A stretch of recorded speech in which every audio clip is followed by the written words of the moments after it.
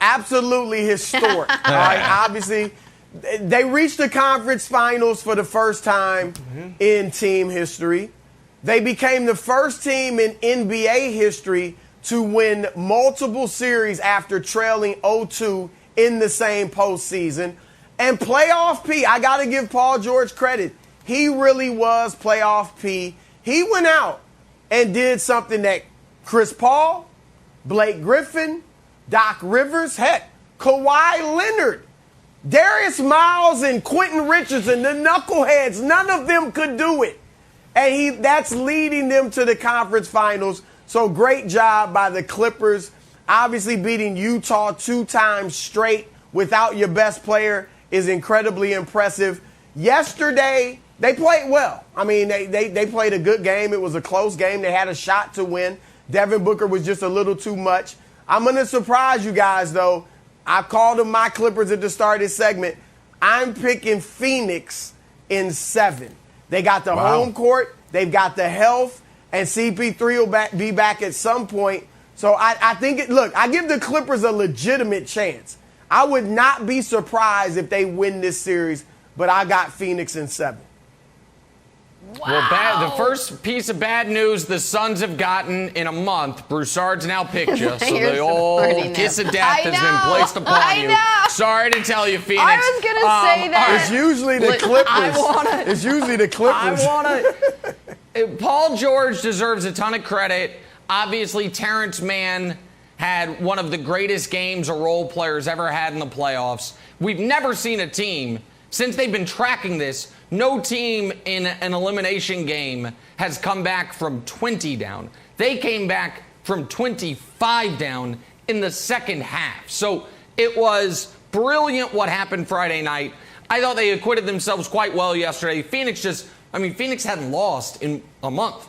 And it was kind of a fair fight. No Kawhi, but also no Chris Paul. So I said before the playoffs, I thought the winner of Lakers-Suns was going to win the West. I thought the Suns were the second best team in the West. They obviously dispatched of the Lakers, haven't lost since.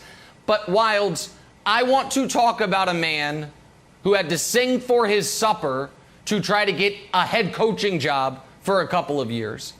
A guy who it's so crazy when the Cavs won the title and went to all these finals. It's like LeBron gets credit and David Griffin gets credit. Ty Lue's just there for the ride, I guess.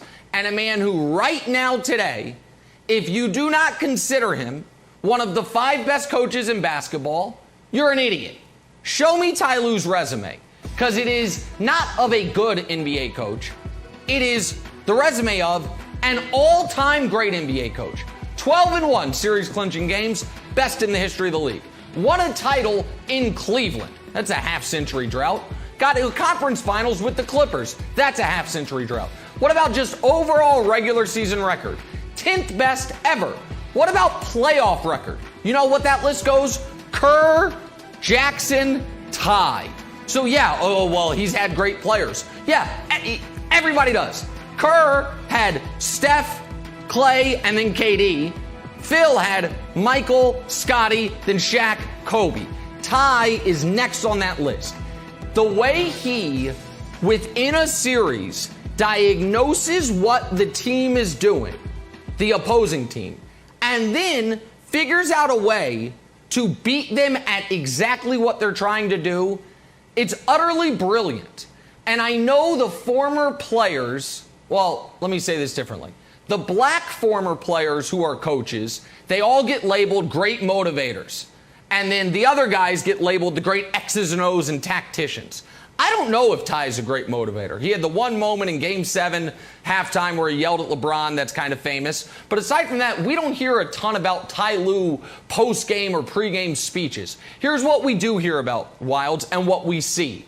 Within a series, he will take any piece on the chessboard, take it off, put a new one on, and he will render what you are trying to do somewhat useless. So again, I think that without Kawhi, the Suns might be just too good, but Ty Lue deserves so much credit for what he has done this postseason and then dating back to when he was in Cleveland, and I hope he's finally getting it. Yeah, and I think Ty's brilliance in his flexibility for his strategy against the Jazz was on display or showcased an extra amount when you looked at what Quinn Snyder was doing. In Broussard, there was a lot of news in the weekend. We had Durant going crazy. We got Giannis making the conference finals. We got the ascendance of Trae Young. We got Devin Booker playing great. We got the Clippers winning. And then Quinn Snyder is sitting there and like, whoo, looks like the news cycle avoided old Quinn Snyder. Thank goodness. Woo-hoo. Because Quinn Snyder, you were the number 1 seed, and you got embarrassed on that game. Everybody knew what was happening except you.